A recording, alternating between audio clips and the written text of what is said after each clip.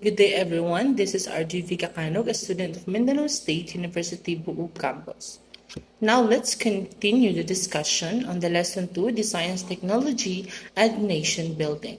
So, my topic, or the Lesson 2, is the brief historical background of science and technology in the Philippines. Before the Philippines gained independence from the American colonizers, the history of science and technology in the Philippines has started.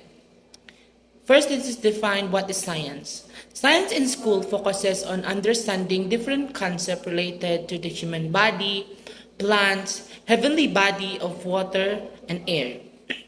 In pre-Spanish, Philippines embedded science in the way of life of the people through observing the way they plant their crops and also in taking care of their animals, interpreting the heavenly bodies to predict the seasons and climates, and they also used it for the number to predicting the number of days, months, and years.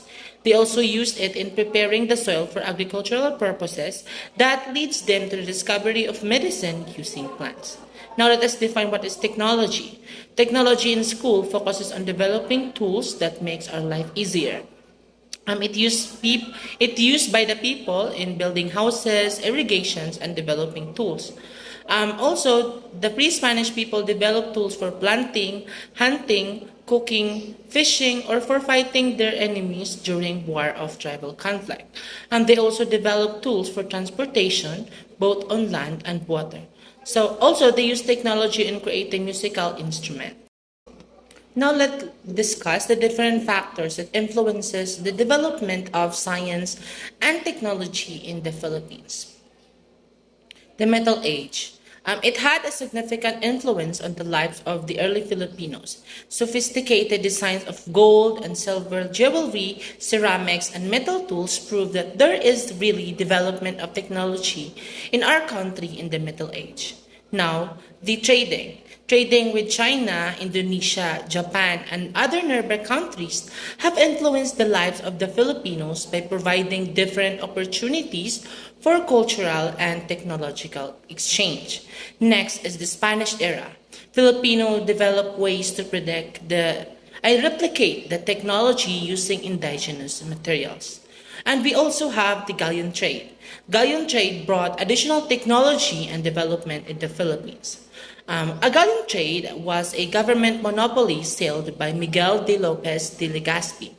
The so-called Manila Galleon, or the now the China, or now the Acapulco, brought porcelain silk, ivory, spices, and other exotic goods from China to Mexico in exchange for the New World silver. But sadly, it had a negative effect on the economic development in the Philippines since virtually all Spanish capital was devoted to speculation in Chinese goods. Now, Miguel Lopez de Legazpi, also known as El Adelantado y Viejo, was a Spaniard who led a colonizing expedition from the Mexico to the Philippine Islands. Next, we have the Americans. Americans have more influence in the development of science and technology in the country compared to the Spaniards. So they improve the engineering works and the health of the Filipinos. They also explore and exploit the resources of the country. They also recognized the learning of science and introduced it in public and private schools. So the teaching of science in higher education has greatly improved because of the American and also modernized. Researches are done to control the malaria, cholera, and tuberculosis and other tropical diseases from spreading. The Protestant churches also has brought hospital and schools to far-flung areas that built a stronger foundation of science and technology in the country. Next is the World War II. World War II has stabilized the development of the country, not just the country but the whole nation. Institutions and public facilities were turned into ashes, houses and lives were destroyed. After the war, whole nation focuses in using its limited resources in improving its science and technology. The Philippines used the overseas development allocations through producing more engineers, scientists, and technological experts also doctors and other professionals to another country just to help the Philippines in rebuilding. We also have the Spanish colonization. So they have brought their own culture and practices which established schools for boys and girls and introduced the concept of subject and disciplines in the country. Here are some of the schools established in Spanish colonization. Number one, we have the Universidad de San Ignacio or Colegio Seminario de San Ignacio. It was founded in Manila on 1590 by the Jesuits. We also have Colegio de San Ildefonso, was established in 1595 in Cebu by the Society of Jesus. Apparently, it closed down in 1768. Universidad de Santo Tomas or Colegio de Nuestra Señora del Santísimo Rosario. It was founded in Manila. Also, we have Universidad de San Felipe de Austria. It was established in Manila and it was the first public university created by the Spanish government in the country. And it was closed down in 1643. We also have Colegio de San Jose.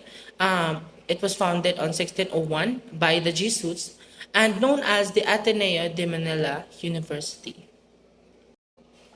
So as the summary, the development of science and technology in the Philippines, based on its brief history, is shaped by several factors and influences. The internal influences are survival, culture, economy, activities. The external influences are foreign, colonizers, trades with foreign country, and also the international economic demands. So those factors and influences had shaped the development of science and technology in the Philippines. It might be not beneficial for us, but in the other side, it helped us, just like what the Spaniards did in our country or the Americans did in our country. They might have used or explored and exploited our resources, but somehow it helped us to develop our own science and technology. The Filipinos are able to adapt and the Filipinos are able to go forward with it. Despite being colonized, the Filipinos were still able to arise from the problem and gain independence. So that will be all. Thank you.